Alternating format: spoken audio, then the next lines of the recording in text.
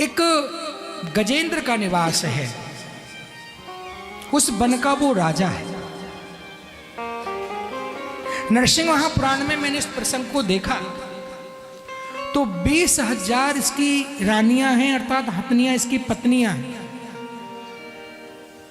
और लगभग 1 लाख के समथिंग इसके पुत्र हैं। बहुत बड़ा साम्राज्य है इसका। श्वेत वर्ण है इस हाथी का और बड़ा तपस्वी, बड़ा बलिष्ठ है।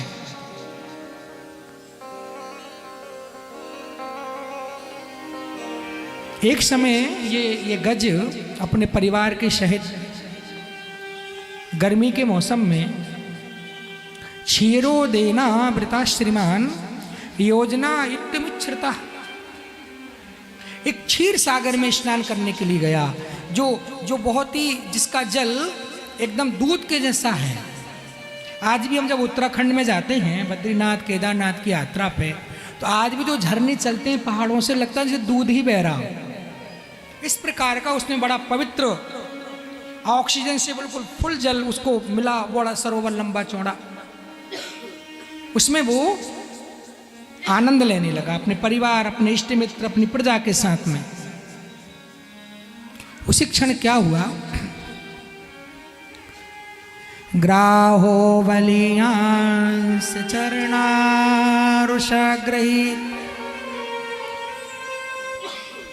उसी क्षण एक ग्राह ने आकर के क्रोधित होकर के उस गज के पैर को पकड़ लिया।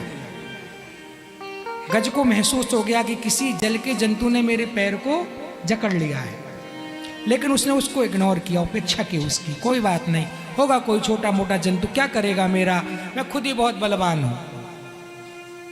और फिर मेरा ये परिवार, मेरी पत्नियां, मेरे बच्चे, मेरे पोते, मेरे मित्र, मेरी दौलत किस काम आएगी। समय बीतता गया, वो ग्राह अपनी पकड़ को मजबूत करता गया। अब गज को लगा कि ये तो कुछ ज़्यादा ही हो रहा है, अब मुझे कोशिश करनी चाहिए। गज ने अपनी ताकत लगाना शुरू किया। जब गज ने अपनी ताकत लगाई तो उस ग्राह को खींच करके सरोवर के बाहर ले आया, लेकिन ग्राह ने जब अपनी ताकत लगाई तो उस हाथी को घसीट करके फिर जल में ले आया। 27 दिन और 27 रातों तक ये खींचातानी चलती रही। कभी गज पानी में, कभी ग्राह थल पे, कभी गज ऐसा खींचाता। ये हमारा जीवन है। हम अपने परिवार में, अपने समाज में, अपने पैसे में, अपने पद प्रतिष्ठा सम्मान में इतने भूल जाते हैं कि हम इस चीज़ को भूल जाते हैं कि किसी काल ने भी हमारे पैर को, हमारी आयु को जकड़ रखा है। वो धीरे धीरे हमको गहरे मौत के कुएं में खींच रहा है, लेकिन हम इग्नोर करते हैं। कभी वो बड़ी बीमारी के रूप में आता है, कभी एक्सीडेंट के रूप में आता है, कभी बुखार के रूप में आता है, कभी टेंशन के रूप में आता है, कभी डिप्रेशन के रूप में आता है। कितनी बार वो हमारे ऊपर आक्रमण करता है और हमारे हार्ट को, हमारे पुरुषार्थ को, हमारी बॉडी की एनर्जी को वीक करता रहता है, तब भी हम नहीं समझते हैं। कितनी बार आघात होता है हमारे ऊपर, कितना डॉक्टर कितना समझाता है, माता पिता कितना समझाते हैं, संभलो संभलो संभलो, लेकिन नहीं समझते हैं। पैसा, समाज, ये भौतिकवाद हमको कितना उलझाए रखा है। एक समय ऐसा आया कि गज ने पुकार लगे, मुझे बचाओ, मेरी ताकत नहीं है। हम भी चिल्लाने लगते, भैया हमारे वश की कौन है, अब थे देखो थे जानो, अब मैं तो थक गया है। बच्चे कोशिश करते हैं, घर की पत्नियां कोशिश करती हैं, डॉक्टर, ये वो, ऑपरेशन, सेवा ससुरवा, मैनेज, मेंटेनेंस, ना जाने क्या क्या करते हैं। लेकिन एक दिन ये भी थक जाते हैं, इनकी भी एक सीमा होती है। यार बहुत टाइम हो गया, पापा में थोड़ी लगे रह जाएंगे, मम्मी के पीछे थोड़ी पड़ेंगे, बिजनेस भी देखना, जॉब भी देखनी है, और भी बहुत सारे काम हैं। फिर एक सर्वेंट रख देते हैं। गज की पत्नियां थक गईं, बेटों ने ताकत लगाई, उन्होंने जंगल के जानवरों को, जो उनकी नौकरी करते थे, उनको लगा दिया कि जाओ हमारे पापा को थोड़ा देखो। वो भी थक गए, सब छोड़ के चले आए। सरोवर में ऊपर आकर उसने देखा, हाथी ने, सब किनारे पे खड़े देख रहे हैं। एक समय ऐसा आता है, हम पड़े रहते हैं, हम अपनी आंखें खोलते हैं, हमारा परिवार, हमारा समाज, हमारे बेड के, हमारे पलंग, हमारी खटिया के आसपास खड़ा दिखाई देता है। ना वो कुछ कर सकते हैं, ना हम कुछ कर सकते हैं। कुछ कर सकते हैं? कुछ नहीं कर सकते। तब भी जब तक वो हमको दिख रहे हैं, तब भी हमारी आसक्ति है कि मेरा बेटा है, मेरा पोता है, मेरा घर है, तब भी हम उसी में पड़े हैं। आज भी गज देख रहा है कि नहीं, मेरी पत्नियां मुझे दिखाई दे रही हैं, मेरे संतान, मेरे बेटा पोता मुझे दिखाई दे रहे हैं, वो मुझे देख रहे हैं, मुझे संभाल रहे हैं, तब भी हम उन्हीं में उलझे हुए हैं भावनात्मक रूप से। और जब ग्रहण खींच के पानी के भीतर ले गया, वो जब दिखना बंद हो जाते हैं, जब संसार दिखना बंद होता है, तब जाकर के अंदर के आंखें खुलती हैं, हृदय के नेत्र खुलते हैं, और तब कहीं जाकर के हरि की याद आती है। तब कहीं जाकर गज को बहुत बहुत गिलानी हुई। गज को कितना पतित, कितना नीच, कितनी लो कैटेगरी का जीव हूं मैं कि पूरी जिंदगी, मेरी पूरी जिंदगी की एनर्जी, मेरी जिंदगी की पूरी कमाई, मेरी जिंदगी की पूरी ऊर्जा जिन लोगों के लिए मैंने खर्च की, आज कोई मेरे काम नहीं आया। कौन काम आया? हरि। हरि के अलावा कोई नहीं।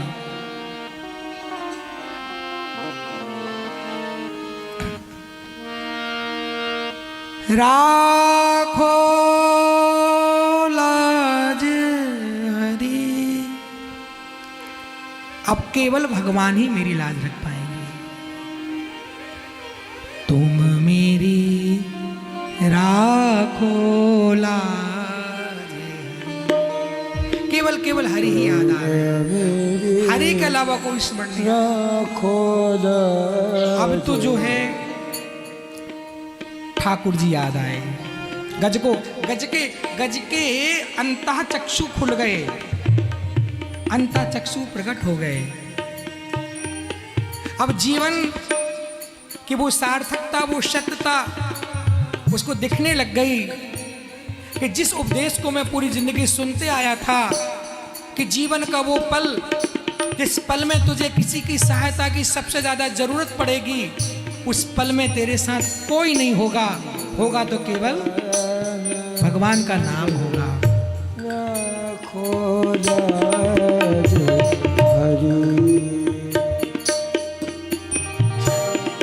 जजाप परमं जाप्यं प्राग जन्मानु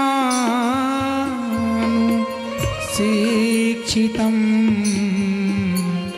प्राग जन्मा शिक्षितम् एवं वैवशिता बुद्ध्या समाधाय मनोहरि। अपने मन का समाधान किया और हरि का स्मरण करने लग गया। पूर्व जन्म की याद आ गई कि पूर्व काल में मैं एक राजा था, एक ऋषि का अपमान किया, ब्राह्मण का अपमान किया, मुझे गज की योनि मिली, मैंने कुछ भी अपराध किए, लेकिन पहले के जन्म में जो मैंने भागवत सुनी थी, हरि का जो नाम लिया था, अब वो हरि का नाम याद आ गया। जजाप परमं जाप्यं प्राग जन्मन्यु शिक्षितम।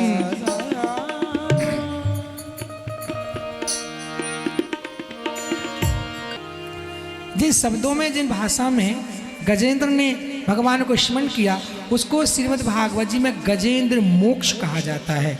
गजेंद्र मोक्ष स्तोत्र, ऐसा मानते हैं कि ये पुकार गजेंद्र ने ब्रह्ममुहूर्त 4 बजे भगवान को पुकारा था।